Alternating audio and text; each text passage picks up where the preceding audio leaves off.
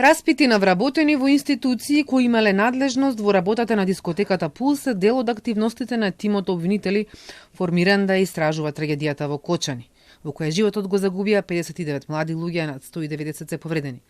За кои институции станува збор и дали и кога би имало проширување на истрагата и во други насоки, засега не откриваат од обвинителството.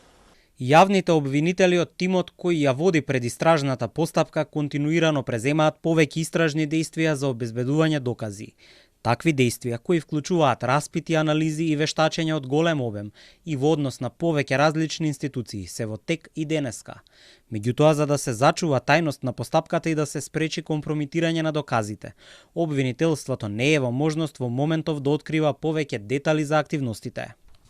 Од ДУИ денеска обвинуваат дека истрагата се води политички, посочуваат кон одговорност на полицијата, а за екс-министерот Бектеши, осомничен за лиценцата на дискотеката Пулс, велат дека никогаш не стапнал во Кочани и немал надлежност за безбедносни проверки на објекти или контрола на локали. Јасно е дека на власта не и треба правда, туку алиби. Тоа не смее да се премолчи и затоа јавно бараме итна суспензија на целата командна структура по вертикала во Министерството за внатрешни работи и Бирото за јавна безбедност, кои знаеле за проблемите со Пулс, а не реагирале. Независна истрага надвор од рацете на оние што ја овозможиле оваа трагедија, со цел да се утврди по чија заштита му е обезбедено на објектот Пулс да работи.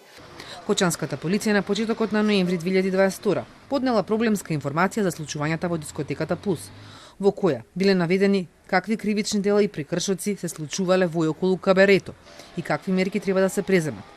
А пишале и предлог до СВР Штип да бидат известени сите надлежни институции дека Пулс не ги исполнува условите да биде кабаре и најдобро решение е да се одземе таковната лиценца, објави предходно Кот на Телма.